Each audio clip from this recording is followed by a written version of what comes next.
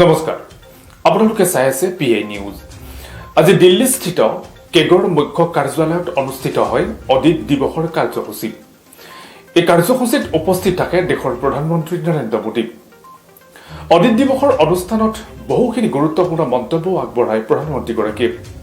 ইয়াৰ উপৰিও কেগৰ মুখ্য কাৰ্যালয়ৰ চৌহদত চৰ্দাৰ বল্লভ ভাই পেটেলৰ প্ৰতিমূৰ্তিও উন্মোচন কৰে প্ৰধানমন্ত্ৰীগৰাকীয়ে।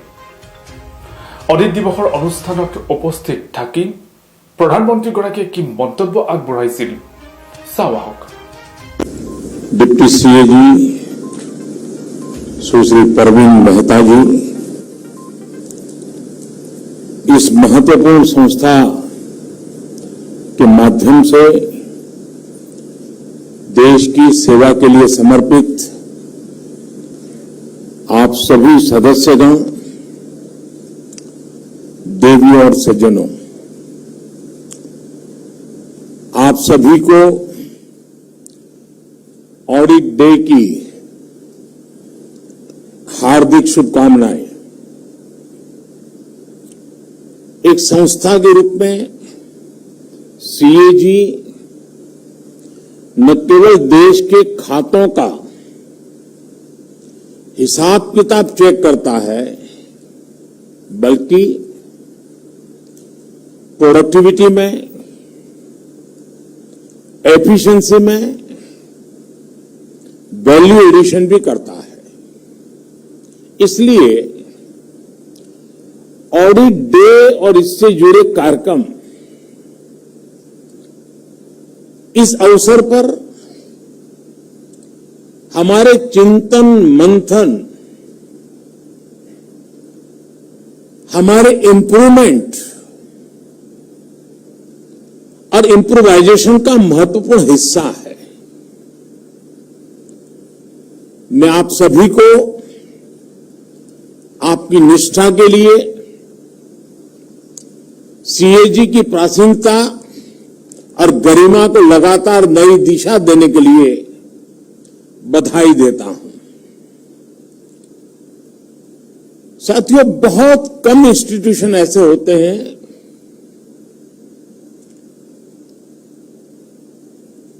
जो समय बीतते बीतते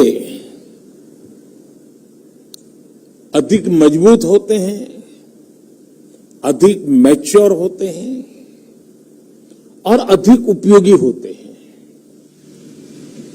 ज्यादातर इंस्टीट्यूशन जन्म लेते हैं 3 दशक, 4 दशक, 5 दशक आते आते स्थितियां इतनी बदल जाती हैं कि वो कभी कभी अपना रिलेवेंस ही खो देते हैं। लेकिन सीएजी के संबंध में हम कह सकते हैं कि इतने सालों के बाद ये इंस्टीट्यूट अपने आप में एक बहुत बड़ी विरासत है, बहुत बड़ी अमानत है। और हर पीढ़ी को उसे संभालना, उसे संवारना, उसके सजाना और आने वाली पीढ़ियों के लिए और अधिक उपयुक्त बना करके उसको संक्रमित करना, ट्रांसफर करना, मैं समझता हूं ये बहुत बड़ी जिम्मेवारी भी है। साथियों, पिछली बार जब मैं यहां आया था, आप लोगों से मुलाकात हुई थी, तब हम महात्मा गांधी जी की 150वीं जयंती मना रहे थे। उस कार्यक्रम में बापू की प्रतिमा का अनावरण किया गया था। और आज जब ऑडिट डे का ये महत्वपूर्ण कार्यक्रम हो रहा है, तो देश अपनी आजादी के 75 वर्ष अमृत महोत्सव मना रहा है। आज हमें देश की अखंडता के नायक सरदार पटेल की प्रतिमा के अनावरण का सौभाग्य मिला है। गांधी जी हो, सरदार पटेल हो या फिर बाबा साहब आंबेडकर, राष्ट्र निर्माण में इन सभी का योगदान सीएजी के लिए, हम सभी के लिए कोटि कोटि देशवासियों के लिए बहुत बड़ी प्रेरणा है। देश के लिए कैसे बड़े लक्ष्य तय किए जाते हैं, कैसे उन्हें हासिल किया जाता है, कैसे व्यवस्था में परिवर्तन लाया जाता है, इन महान व्यक्तित्वों की जीवन गाथा हमें बहुत कुछ सिखाती है। साथियों, एक समय था जब देश में ऑडिट को एक आशंका, एक भय के साथ देखा जाता था। सीएजी बनाम सरकार, ये हमारी व्यवस्था की एक सामान्य सोच बन गई थी। और कभी कभी तो ये भी हो जाता था कि बाबू लोग ऐसे हैं, ऐसा ही देते हैं। बाबुओं को लगता था सीएजी वाले ऐसे ही हैं कि हर चीज में उनको नुस्खी नजर आता है। हर एक की अपनी अपनी बात थी। लेकिन आज इस मानसिकता को बदला गया है। आज ऑडिट को वैल्यू एडिशन का अहम हिस्सा माना जा रहा है। सरकार के कामकाज का आकलन करते समय सीएजी के पास आउटसाइडर व्यू पॉइंट का एडवांटेज होता है। आप जो कुछ हमें बताते हैं उससे हम सिस्टमैटिक इंप्रूवमेंट्स करते हैं, उसे हम अपने लिए एक सहयोग के तौर पर देखते हैं। मुझे लंबे अरसे तक सरकारों का नेतृत्व करने का सौभाग्य मिला है।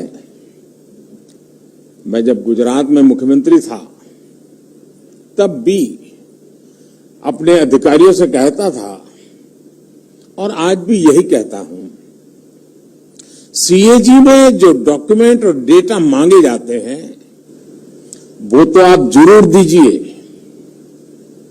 अपने काम से जुड़ी दूसरी फाइल्स भी उन्हें दीजिए। इससे हमारे लिए और बेहतर काम करने का स्कोप तैयार होता है। हमारा सेल्फ असेसमेंट का काम आसान हो जाता है। साथियों, शुचिता और पारदर्शिता हमारे व्यक्तिगत जीवन में हो या सरकार में, ये हमारे लिए सबसे बड़े मोरल बूस्टर होते हैं। उदाहरण के तौर पर पहले देश के बैंकिंग सेक्टर में ट्रांसपेरेंसी की कमी के चलते तरह तरह की प्रैक्टिसेस चलती थी। परिणाम यह हुआ कि बैंकों के एनपीएस बढ़ते गए। एनपीएस को कारपेट के नीचे कवर करने का जो कार्य पहले के समय किया गया वो शायद मुझसे ज्यादा आप लोग जानते हैं। लेकिन हमने पूरी ईमानदारी के साथ पिछली सरकारों का सच, जो भी स्थिति थी, देश के सामने खुल करके रख दी। हम समस्याओं को पहचानेंगे तभी तो समाधान तलाश कर पाएंगे। इसी तरह आपकी तरफ से फिस्कल डेफिसिट को लेकर, सरकारी खर्चों को लेकर लगातार आगाह किया जाता था। हमने आपके कंसर्न्स को सकारात्मक तरीके से लिया।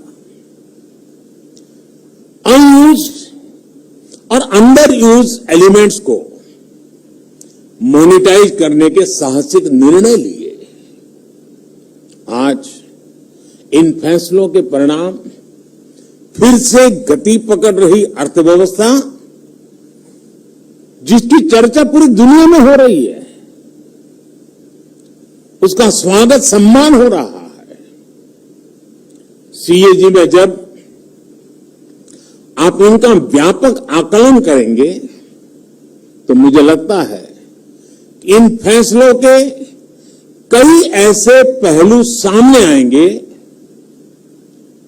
जो कभी कभी विशेषज्ञों से भी छूट जाते हैं।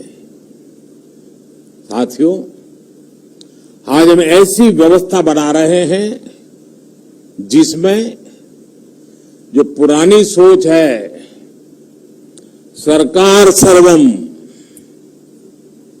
सरकार जानम, सरकार ज्ञानम,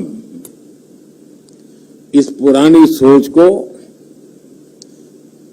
हमने बदलने का तय कर लिया और उसका परिणाम सरकार का दखल भी कम हो रहा है और आपका काम भी आसान हो रहा है। Minimum government, maximum governance,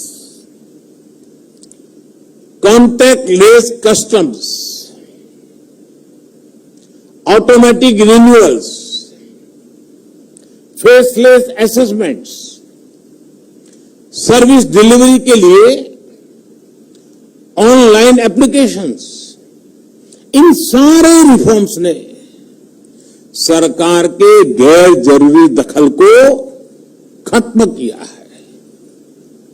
system में जब ये ट्रांसपेरेंसी आती है तो नतीजे भी हमें साफ साफ दिखाई देने लगते हैं। आज भारत पूरी दुनिया में तीसरा सबसे बड़ा स्टार्टअप इकोसिस्टम बन चुका है। आज 50 से ज्यादा हमारे भारतीय यूनिकॉर्न खड़े हो चुके हैं। हमारे आईआईटीज आज चौथे सबसे बड़े यूनिकॉर्न प्रोड्यूसर बनकर उभरे हैं। मिनिमम गवर्नमेंट, मैक्सिमम गवर्नेंस के इस अभियान में आप सभी को, देश की हर संस्था को सहभागी बनना है,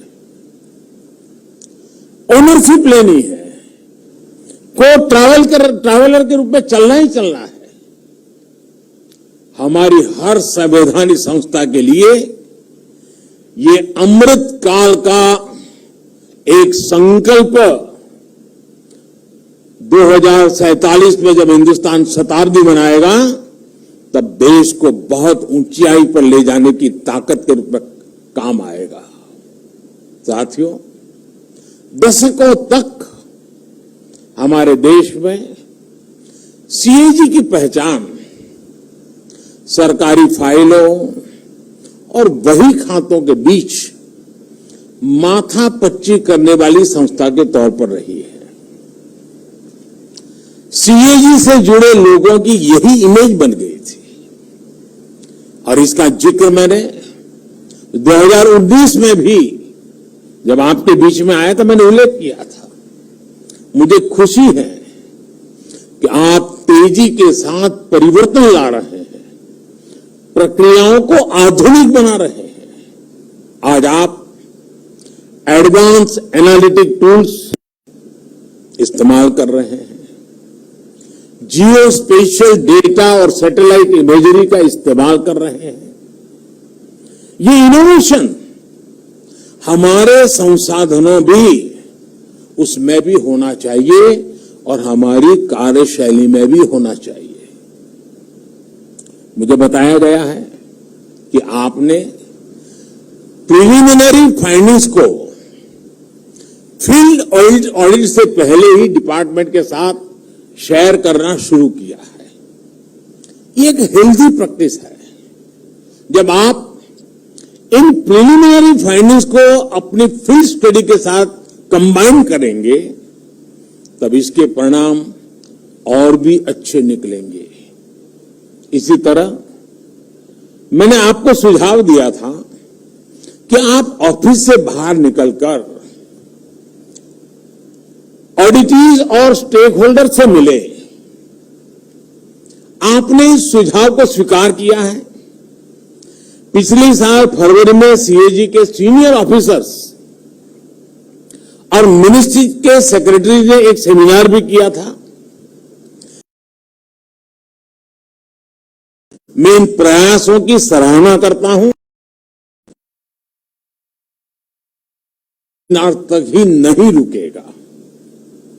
ये सीएजी और विभागों के बीच पार्टनरशिप में प्रोग्रेस करने का माध्यम बनेगा। जब मैं सुनता हूं कि ग्राम पंचायत की महिला प्रधान को आपने इस प्रक्रिया में शामिल किया है, तो हम सब के लिए एक गर्व की बात है कि आज हमारी संस्थाएं इस तरह के ओपन एनवायरनमेंट में जमीन से जुड़कर काम कर रही है। ये इवोल्यूशन, ये अनुभव सीएजी को और उसके साथ साथ हमारी ऑडिटिंग मैकेनिज्म को एक नई ऊंचाई तक लेकर जाएंगे। जितनी स्ट्रांग और जितनी साइंटिफिक हमारी ऑडिटिंग होगी, उतनी ही हमारी व्यवस्थाएं ट्रांसपेरेंट और मजबूत होगी। साथियों, कोरोना के मुश्किल समय में भी सीएजी ने कितनी तन्मयता के साथ काम किया, इसकी जानकारी मुझे मिलती रही है और अभी कुछ बातें मुर्मू जी से भी सुनने को मिली। दुनिया के दूसरे बड़े देशों से होती हुई कोरोना की लहर हमारे यहां पहुंची थी। इतनी बड़ी आबादी की चुनौती हमारे सामने थी। सीमित संसाधनों का दबाव हमारे हेल्थ वर्कर्स पर था, लेकिन देश ने इलाज से लेकर बचाव तक हर फ्रंट पर युद्ध स्तर पर काम किया। बड़े बड़े देशों के पास अगर व्यापक संसाधन थे, तो हमारे पास अतुलनीय सामाजिक शक्ति थी। मुझे बताया गया है कि सीएजी ने भी अपने दायित्वों से आगे बढ़कर आम जनता को वैक्सीनेशन में भी मदद की। इसी स्पिरिट के साथ देश की हर संस्था, हर देशवासी अपने कर्तव्य के पालन में जुटा हुआ था। हमने ये नहीं देखा कि हमारा काम क्या है, हमने ये देखा कि हम क्या कर सकते हैं। इसलिए सदी की ये सबसे बड़ी महामारी जितनी चुनौतीपूर्ण थी, उतनी ही इसके खिलाफ देश की लड़ाई भी असाधारण रही है। आज हम दुनिया का सबसे बड़ा वैक्सीनेशन प्रोग्राम भी चला रहे हैं। कुछ सप्ताह पहले ही देश ने 100 करोड़ वैक्सीन डोज का पड़ाव पार किया है। मैं चाहूंगा कि अपने रूटीन कामकाज के साथ साथ सीएजी महामारी के खिलाफ देश की इस लड़ाई के दौरान जो अच्छी प्रैक्टिसेस डेवलप हुई है, उनका अध्ययन करें। देश ने इससे जो कुछ नया सीखा, नया अपनाया, जो सिस्टमैटिक लर्निंग हुई, वो भविष्य में ग्लोबल गुड प्रैक्टिसेस बनने में भी मदद करेगी। दुनिया को भावी महामारियों से लड़ने के लिए तैयार करेगी, मजबूती देगी। साथियों, पुराने समय में इंफॉर्मेशन स्टोरीज के लिए प्रसारित होती थी। कहानियों के जरिए ही इतिहास लिखा जाता था। लेकिन आज 21वीं सदी में डेटा डेटा ही इंफॉर्मेशन है और आने वाले समय में हमारी हिस्ट्री भी डेटा के जरिए देखी और समझी जाएगी। In future data will be dictating the history. और बात जब डेटा और उसके असेसमेंट की होती है तो मैं समझता हूं आपसे बढ़कर के कोई मास्टर नहीं है इसका। इसलिए आज आजादी के अमृत महोत्सव में देश जो प्रयास कर रहा है, जिन लक्ष्यों को लेकर आगे बढ़ रहा है, भविष्य में जब देश के इन प्रयासों का, इस कालखंड का आकलन किया जाएगा तो आपका काम, आपके दस्तावेज उसका एक प्रामाणिक आधार बनेंगे। जैसे आज हम अपने स्वाधीनता संग्राम से जुड़े इतिहास को देखते हैं, उससे प्रेरणा लेते हैं, वैसे ही जब देश आजादी के 100 साल पूरे करेगा तो आपकी आज की स्टडी रिपोर्ट्स उस समय के भारत के लिए अपने इतिहास में झोंकने का, उससे सीखने का जरिया बन सकती है।